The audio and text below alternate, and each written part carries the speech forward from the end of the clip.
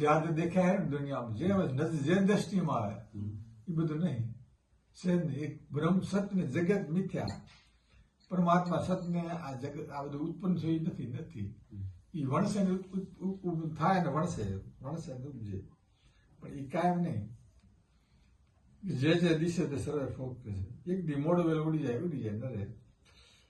ભલે ગાડી બંગલા ગમે એવો એનું પૂર્ણ હોય ત્યાં બધું ભોગવી લે. શું કરે? જેનું હોય ને કેપેસિટી પૂર્ણ એનું બેલેન્સ હોય ત્યાં બધું ભોગવે. એનું એ સમય પર થઈ જાય કે મન ધાતા ને પછી ચલાટાને પાછી પડી. એવા જે આવું ગાડે આ સાત સંપત્તિ ના આવે. સાત મન ધાતા રાજા હતો ને, આ પૃથ્વીનો આખો રાજા હતો. આખી પૃથ્વીને વરી હતી એમાં, આખી પૃથ્વીનો માલિક એની સત્તા હતી. પણ એની ઉંમર થઈ ગઈ એટલે શું થાય? પછી જાતિ ને જાતિ રહે ને પછી જતી રહી પૃથ્વી. સસ્તા સંપત ના આવે સાત એવા કે આવું ગાડે હાથ. એટલે સંપત કોઈ સાથ આવે નહીં. જે કે પૂર્ણ દાન નીતિ ધર્મ દયા જીવ દયા બધું પાડ્યું એને આગળ આડું આવે. ભગવાન નામ એને આગળ આડું આવે છે. આગળ આડું આવે એટલે એને ગમે ત્યાં ફરતો હોય ભગવાનનું નામ લીધું પૂર્ણ એને ભેગું રહે. ભેગું એટલે ગમે જતો હોય, બસ જતો હોય, ગમે ત્યાં ઉભો હોય, ગમે ત્યાં હોય ને રાતે ગમે ત્યાં એ ભેગું ને ભેગું રહે 24 કલાક. અને રૂપિયા બાળી છોકરા કુટુંબ કબીલો જાત એ કોઈ આપણે ભેગું હાલતું નહીં. એ કોઈ મદદ ન કરે. મદદ કોણ કરે? આપણું આ કર્મ કરે, પૂર્ણ કરે.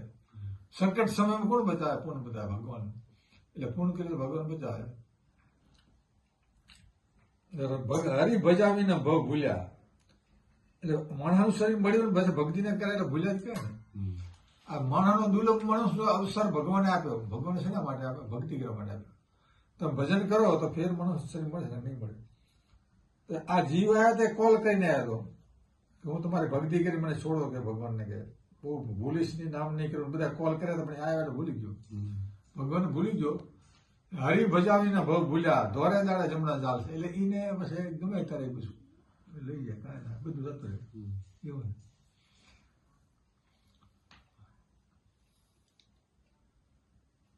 આવું છે. બીજું ચર્ચા કેટલી બધા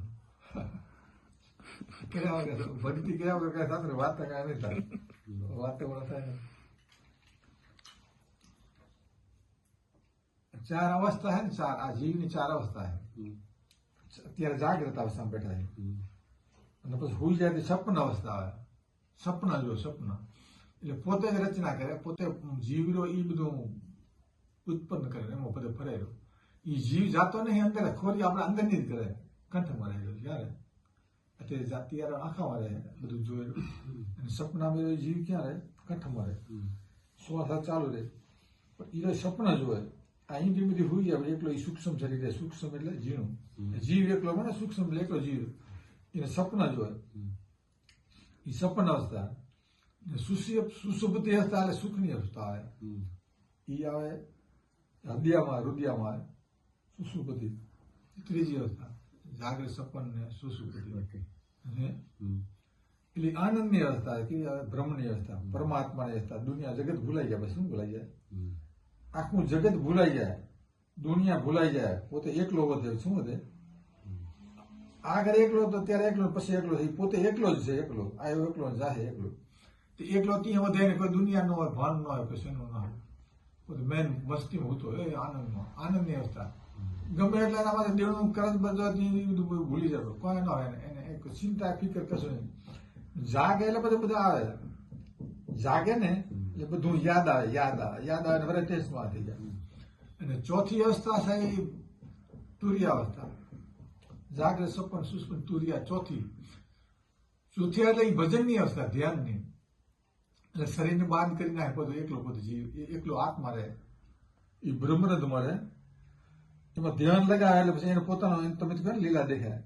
એ જોયા પછી બધું પોતાનું જે કાંઈ જેની કર્મને પણ સાતું એમાં લે થઈ જાય. એમાં મસ્તીમાં રહે. એટલે 4 અવસ્થાઓ આવે. 4 મુદ્રાઓ હોય: જાગ્રત, સપન, સુષુપ્ના, ખેચરી, ભૂચરી, ચાચરી, અગોચરી, ઉન્મણી. એટલે 4 મુદ્રાઓ છે. આપણે જ્ઞાનમાં આપણું સાધુ આપણે શીખી 4 મુદ્રા સાંભળવાનો, જોવાનો અને ખેચરી જીભનું આવે. બીજો આ નાકનો શ્વાસ લેવાનો, ચાર મુદ્દાનો 5, એ ચારને ઊંડમુની ઉપર લઈ જાય. એટલે એ સાચો સિદ્ધ કહેવાય. પછી એને સિદ્ધ કહે. આને ચારને ઊંડમુની લઈ જાય, ઊંડમુની પ્રગટ કરવી પડે. એટલે ઊંડમુની જાય એટલે એને તમે કહો ને લીલે દેખે પલ પલ દર્શન થાય, આ બધું ત્યાં થાય. 5મી જાય છે. ચારામાં તો રસ્તો હોય. ચારામાં શું છે? ચારામાં નાદ થાય, પ્રકાશ થાય, આ થાય, તે થાય, બધું થાય. પણ ઊંડમુની જાય એટલે એ સાચો સિદ્ધ કહેવાય. નહીં કીધું રવિ સાહેબ કીધું 4 મુદ્રાનું જ્ઞાન. કબીર સાહેબે કીધું, આ બધા સાધુને આપ્યું. આપણા સાધુ અત્યારે એ જ આપે છે. 5મી કોઈ આપતા નહીં, 3, 4 ના સાધન છે. આ બધા આપે ને 4 ના જ આપે. જોવાનું, સાંભળવાનું.